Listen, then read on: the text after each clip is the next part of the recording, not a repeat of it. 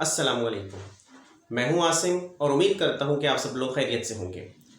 मेरी ये आज की वीडियो फर्स्ट ईयर कॉमर्स के स्टूडेंट्स के लिए है, जिसमें हम जिस सब्जेक्ट को आज डिस्कस करने जा रहे हैं वो है प्रिंसिपल्स ऑफ कॉमर्स।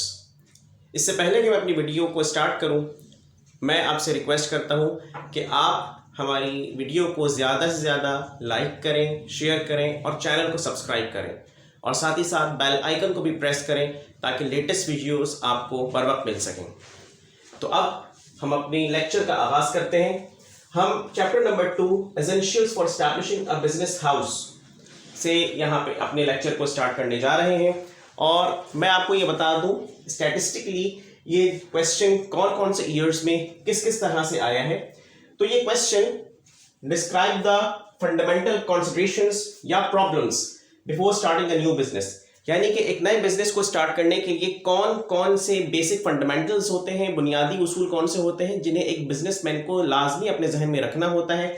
ये आज का हमारा सवाल है जिसे हम आज के लेक्चर के अंदर रिकॉर्ड करने जा रहे हैं। तो ये क्वेश्चन शॉर्ट आंसर के अंदर पूछा गया है ईयर 2021 में, 2014 प्राइवेट में, 2013 रेगुलर एंड प्राइवेट और लास्ट 2011 रेगुलर में।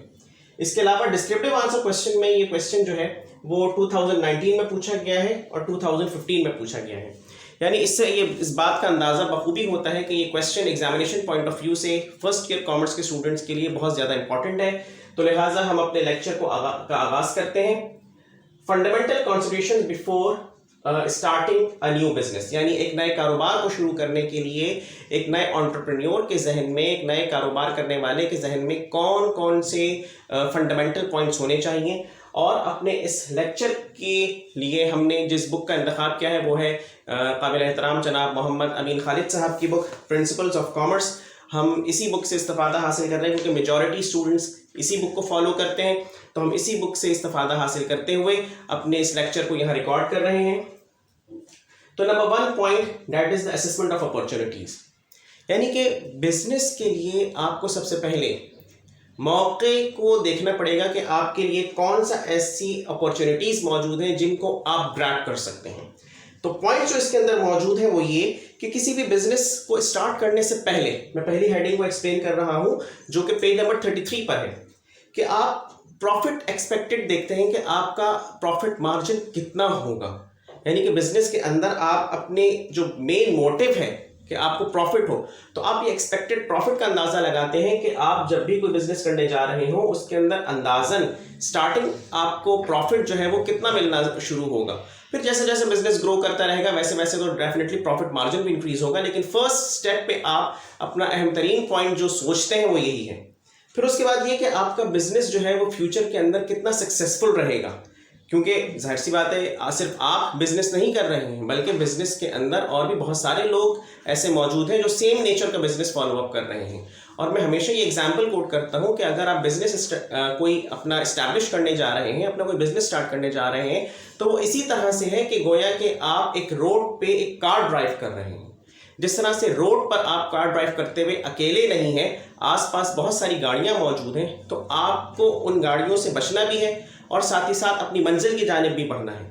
तो इसी तरह से अगर आप सही मौके पे सही डिसीजन नहीं लेंगे तो आप उस अपॉर्चुनिटी को ग्रैब नहीं कर सकेंगे जो बिजनेस के अंदर बहुत अहम पॉइंट है। फिर इसके साथ साथ कि आपके बिजनेस का साइकिल क्या होगा, इसके साथ साथ आपको ये देखना होगा कि लोगों की परचेसिंग पावर क्या है, जिसके हिसाब से आप अपने बिजनेस की जो स्ट्रैटेजी है, यानी प्राइसिंग स्ट्रैटेजी है, जो भी प्रोडक्ट या सर्विस आप इंट्रोड्यूस करने जा रहे हैं उसके हिसाब से आपको अपनी प्राइस को भी मेंटेन करना पड़ेगा। फिर सेकंड पॉइंट है हमारा नेचर ऑफ बिजनेस, कि आप कौन सा बिजनेस स्टार्ट करने जा रहे हैं। It totally depends upon the capital you have, कि आपके पास कितना अमाउंट कैपिटल का मौजूद है, उसके हिसाब से आप नेचर ऑफ बिजनेस सेलेक्ट करते हैं कि आया आप कोई सर्विस बिजनेस स्टार्ट करने जा रहे हैं या आप कोई प्रोडक्शन बिजनेस स्टार्ट करने जा रहे हैं। अगर आप कोई सर्विस बिजनेस स्टार्ट करने जा रहे हैं तो आपको प्रोडक्शन बिजनेस के मुकाबले में उसके लिए कम कैपिटल की अमाउंट जो है वो रिक्वायर्ड होगी। अगर आप कोई गुड्स का बिजनेस स्टार्ट करने जा रहे हैं, यानी आप किसी गुड्स की प्रोडक्शन की तरफ जा रहे हैं, तो उसके लिए आपको जो है वो ज़्यादा इन्वेस्टमेंट की ज़रूरत पड़ेगी। It totally depends upon the capital amount you have कि आप नेचर ऑफ बिजनेस कौन सी सेलेक्ट कर रहे हैं, कि आप कोई सर्विस बिजनेस सेलेक्ट करने जा रहे हैं या फिर आप कोई प्रोडक्शन की साइड पे जाना चाह रहे हैं। फिर नेक्स्ट पॉइंट इज इंफ्रास्ट्रक्चर। फिर थर्ड पॉइंट यह देखा जाता है कि आपको चूंकि अपने बिजनेस को सक्सेसफुल बनाना है, और बिजनेस कोई ऐसा बच्चों का खेल नहीं कि जिसमें आप ये सोचें कि भाई मैं 1 साल तक बिजनेस करूंगा या 2 साल तक बिजनेस करूंगा या 10 साल तक बिजनेस करूंगा। बिजनेस वो चीज है कि जो जनरेशन टू जनरेशन ट्रांसफर होती चली जाती है। यानी फोरफादर ने अगर एक बिजनेस को एक लेवल तक पहुंचा दिया तो उनके जो सन होंगे, बेटा जो होगा, वो वहीं से उस बिजनेस को स्टार्ट करेगा और ऊपर लेके जाएगा। फिर जो ग्रैंड सन होगा वो वहीं से बिजनेस को स्टार्ट करेगा जहां से उसके फादर ने उसको लेफ्ट किया, और फिर उसको ग्रो करेगा। तो ये बिजनेस जो है कोई बच्चों का खेल नहीं कि जनरेशन टू जनरेशन मूव करता रहता है। इसीलिए बेहतर ये है कि सबसे पहले ये देखा जाए कि आप जो बिजनेस स्टार्ट करने जा रहे हैं उसके लिए आपको इंफ्रास्ट्रक्चर अवेलेबल है भी या नहीं है।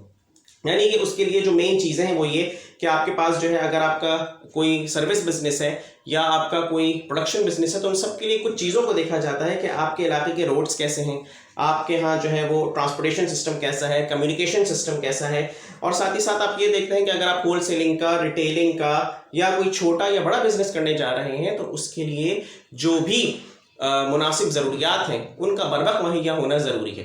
क्योंकि अगर इंफ्रास्ट्रक्चर अवेलेबल प्रॉपर नहीं होगा तो आपका बिजनेस ग्रो नहीं कर सकता। फिर है फ्यूचर ऑफ बिजनेस, कि आप अपने बिजनेस को कहाँ देख रहे हैं, क्योंकि टेक्नोलॉजी का दौर है। अगर आप टेक्नोलॉजी को फॉलो नहीं करेंगे तो आपका बिजनेस जो है वो आहिस्ता आहिस्ता डाउनफॉल में जाएगा। You must have to follow the proper technology as per requirement. आपको अपने बिजनेस को ग्रो करने के लिए बेहतरीन किस्म की बर्बाद टेक्नोलॉजीज की ज़रूरत है, ताकि आप उन टेक्नोलॉजीज को यूज़ करते हुए अपने बिजनेस को ग्रो करें। यानी कि इन टेक्नोलॉजीज को आप as a promotion tool use करें, क्योंकि जब आप प्रमोशन टूल यूज़ करेंगे तो आपका बिजनेस जो है वो टाइम टू टाइम इंक्रीज करता रहेगा। फिर fifth point, that is the location. ये बहुत अहम पॉइंट है। लोकेशन के अंदर जो चीज़ है वो ये कि आपका बिजनेस किस नेचर का है।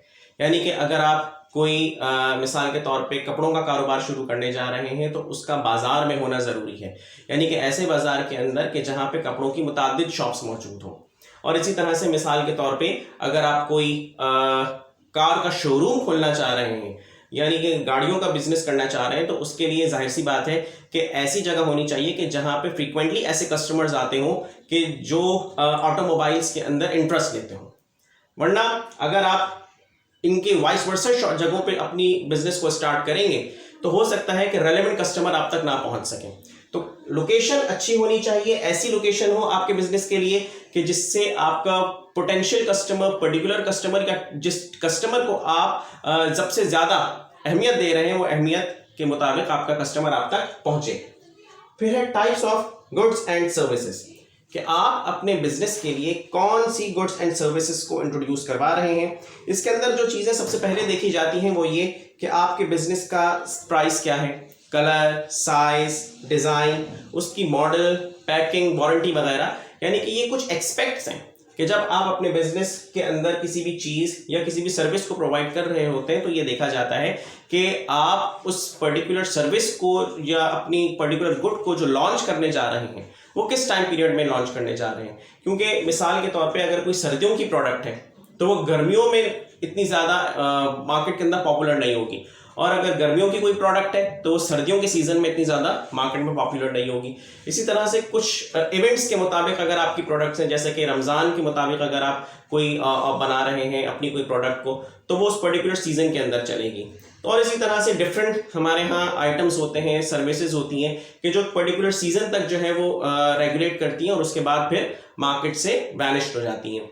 तो आपको ये भी देखना है कि आपकी प्रोडक्ट जो है वो इस किस्म की हो कि जिसके ज़रिए वो आप अपने जो पोटेंशियल कस्टमर्स हैं उन तक इजीली पहुंच सकें। यानी आपकी प्रोडक्ट भी पहुंच सके और आपकी अगर सर्विसेज हैं तो सर्विस भी कस्टमर्स इजीली अवेल कर सकें। फिर है risk. This is the main factor which a particular entrepreneur must have to bear. यानी कि बिजनेस के अंदर रिस्क इन्वॉल्व है। Higher the risk, higher the return, but there is also a code कि आप समंदर की गहराई को दोनों पैर रख के कभी ना नापें। यानी don't measure the depth of the ocean by both of your feets. तो इसके अंदर आपने ये देखना है कि बिजनेस जो आप करने जा रहे हैं उसके अंदर रिस्क कितना है। यानी पहले आपने ये देखना है कि आपके कॉम्पिटिटर्स कौन कौन है मार्केट में, अगर आपके कॉम्पिटिटर्स ज़्यादा है मार्केट में तो आपको अपनी मार्केटिंग स्ट्रैटेजी को स्ट्रॉन्ग करना होगा, क्योंकि अगर जब तक आप अपनी मार्केटिंग स्ट्रैटेजी को स्ट्रॉन्ग नहीं करेंगे तब तक आप अपने पोटेंशियल कस्टमर्स तक रीच नहीं कर सकेंगे in case of the competition. यानी कि अगर जितना स्ट्रिक्ट कंपटीशन होगा उतनी ज़्यादा आपकी जो कस्टमर्स हैं उन तक पहुंचने में आपको मुश्किल होगी। रिस्क बहरहाल इन्वॉल्व है, यानी कि आज मिसाल के तौर पे कि आपका बिजनेस बहुत ज़्यादा ग्रो कर रहा है, बहुत ज़्यादा सेल्स हुई है, तो हो सकता है कि कल इतनी ज़्यादा सेल्स ना हो।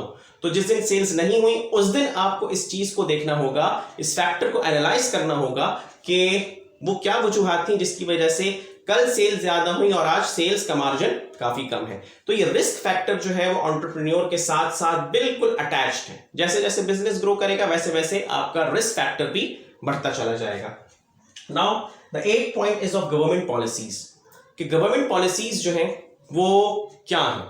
मिसाल के तौर पे अगर आप अपना कोई टेलीविजन पे, इलेक्ट्रॉनिक मीडिया पे चैनल इंट्रोड्यूस करने जा रहे हैं तो उसके लिए आपको पहले लाइसेंस लेना पड़ेगा। This is the government policy, legal requirement, क्या आपको पर्टिकुलर लीगल रिक्वायरमेंट्स को फुलफिल करना पड़ेगा। इसी तरह से अगर आप कोई और बिजनेस स्टार्ट करने जा रहे हैं तो उसके लिए पर्टिकुलर जो गवर्नमेंट की रिस्ट्रिक्शंस हैं उनको फॉलो करना है। आपने पहले उसको डीपली स्टडी करना है कि कौन कौन से ऐसे फैक्टर्स हैं जिनको स्टडी करके आप अपने चीज़ को आगे ला सकते हैं, क्योंकि ऐसी कोई भी चीज़ जो गवर्नमेंट की जानिब से रिस्ट्रिक्ट हो आप उसको मार्केट के अंदर प्रमोट नहीं कर सकते। जैसे फॉर एग्जाम्पल बहुत सारे ऐसे हमारे मेडिसिन हैं कि जिनकी मार्केटिंग जो है वो इलेक्ट्रॉनिक मीडिया पे अलाउ नहीं है, क्योंकि वो एक मेडिकेशन पर्पस के लिए है, लिहाजा उनकी मार्केटिंग गवर्नमेंट की तरफ से बैन है इलेक्ट्रॉनिक मीडिया पे।